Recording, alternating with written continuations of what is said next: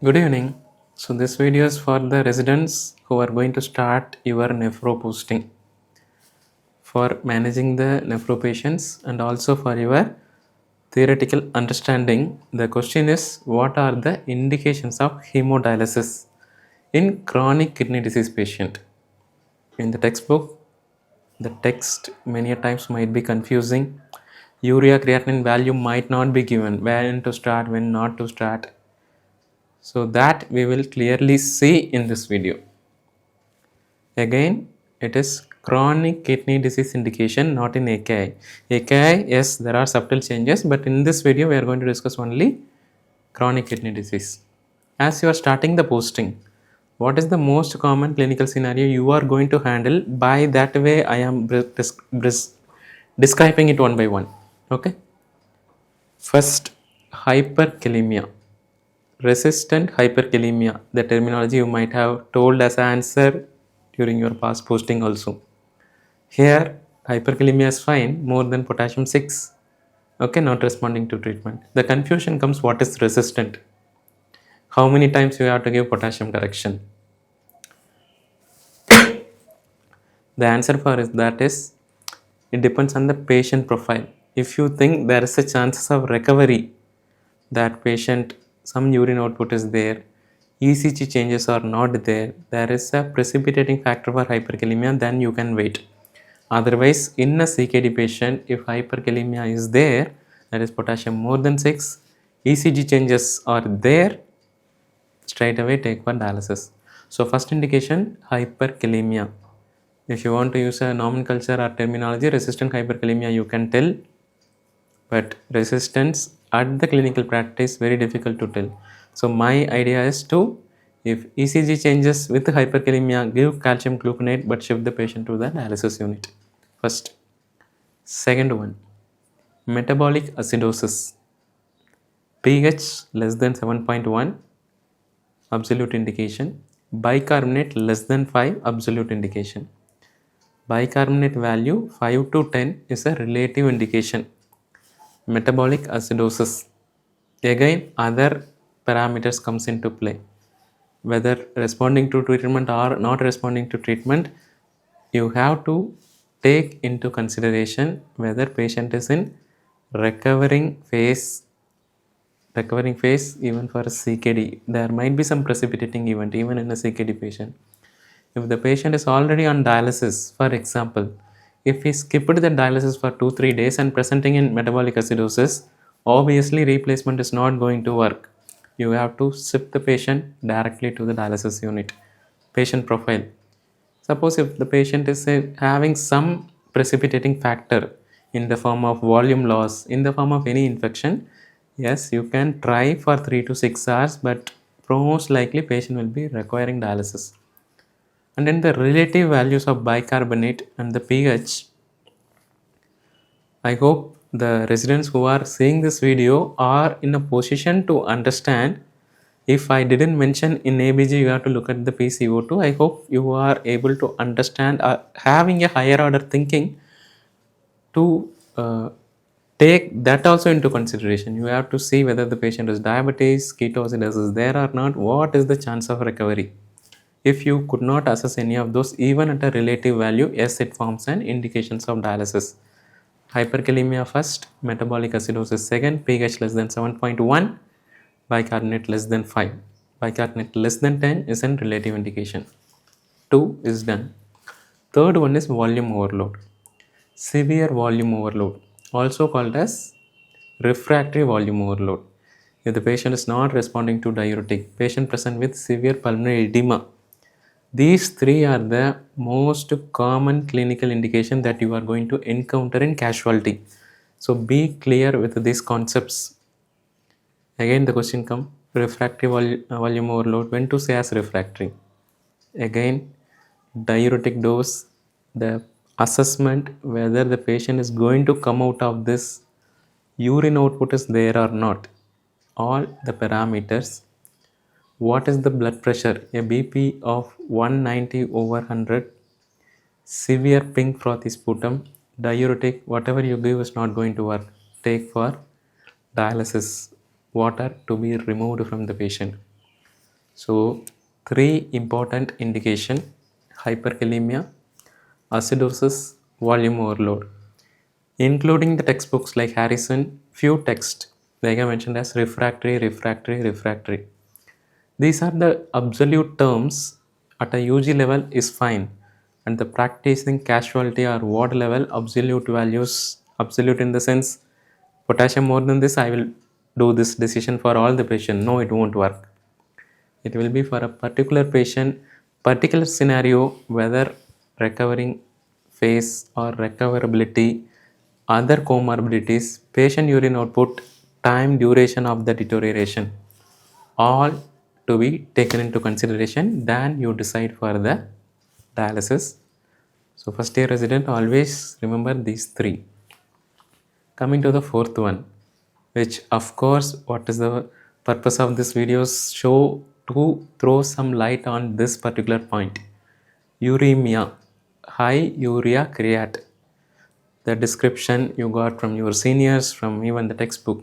High urea creat, uremia, where manifestation can be encephalopathy, uremic encephalopathy, uremic pericarditis, uremic lung, uremic gastritis, uremic coagulopathy, chronic uremic itching, malnutrition, any uremic problem.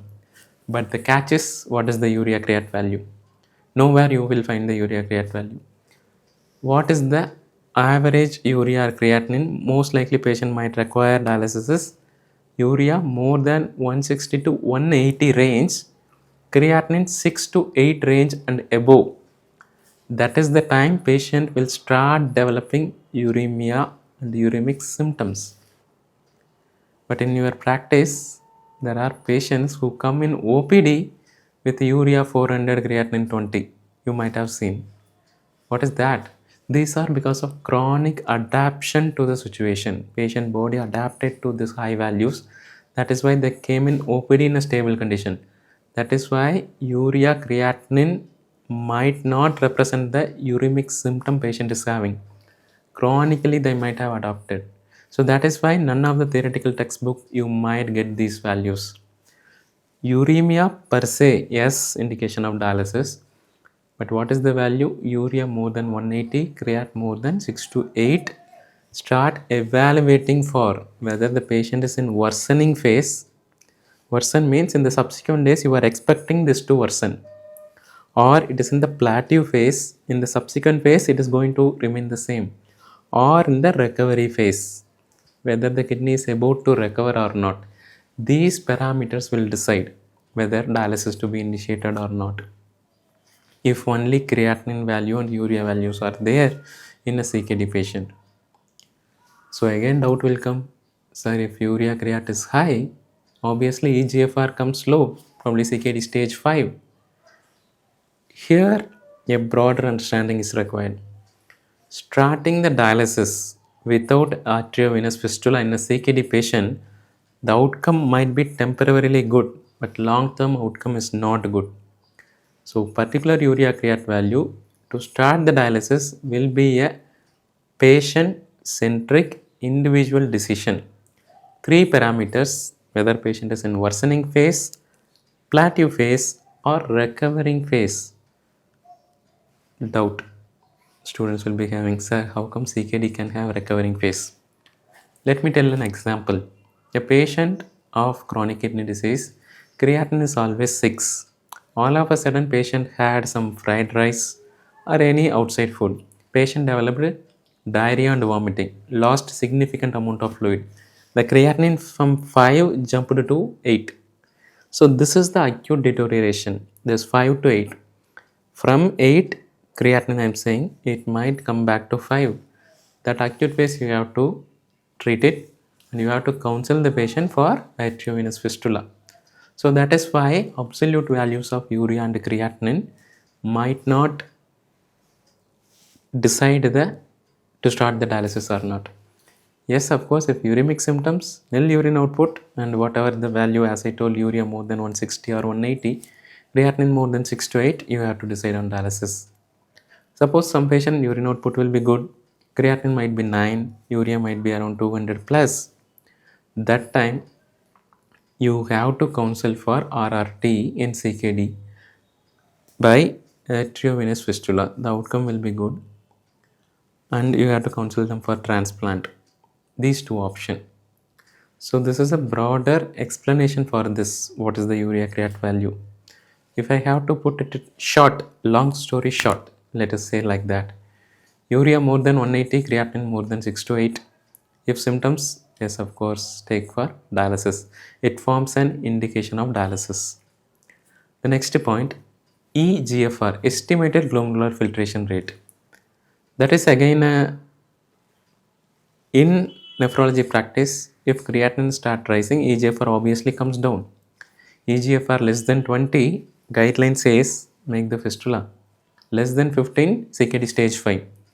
Here, one point I want to tell the residents. Less than 15 eGFR, if we are advising for RRT, many other parameters have to be taken into consideration. Age of the patient. Will patient tolerate the dialysis? Second thing. Will he able to make the fistula functioning fistula? If the patient is already thin and lean, this is not possible. The patient might not tolerate dialysis. You might have to give the conservative care. So that is why don't jump in the MCQ manner. eGFR came less than 15, advice for dialysis. No, that won't work. Clinically, we have to assess the patient whether he will tolerate. Other most important parameters, affordability. Patient might not afford for the RRT. You start one dialysis, subsequently there is no money for further dialysis. Obviously, patient won't be able to have a better outcome. So from a broader angle, which is good for the patient, you have to decide. Many a times, palliative care with a supportive treatment might be better than the painful RRT. These are the practical problems while deciding the RRT. So eGFR, at what eGFR? Less than 15 or less than 5 or less than 10? Once less than 15 eGFR comes, patient is already CKD stage 5. Then you have to look at the urine output, give supportive care. What supportive care?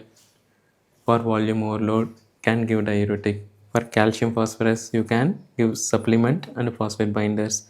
For uremia, you can give alpha ketone analogs. Malnutrition, you can treat it. These kind of supportive care. Oral bicarbonate you can give. These are the things comes under supportive care, conservative care.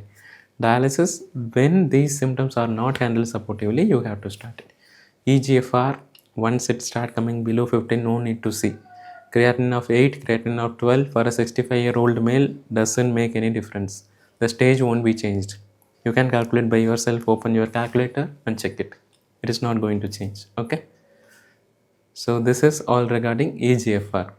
And since the topic is regarding indication of dialysis in CKD, one more point is chronic malnutrition and severe hyperphosphatemia.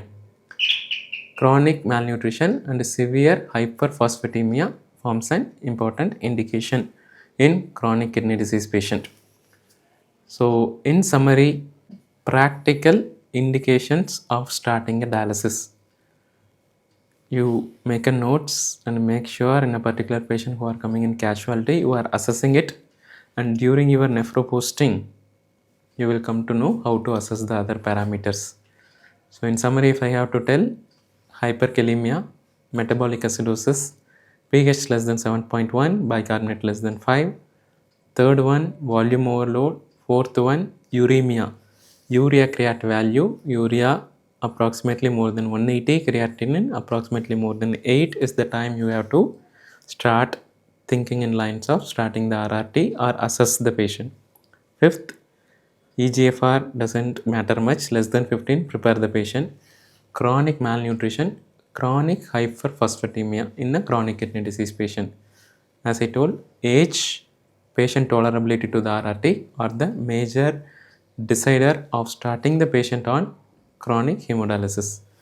One more line, arteriovenous fistula is the lifeline for starting RRT in a patient with CKD. Transplant is also a RRT. So that is why it is not only hemodialysis. You have to think on all the probable best option for the patient. I hope you got a fair idea with this video. Bye bye.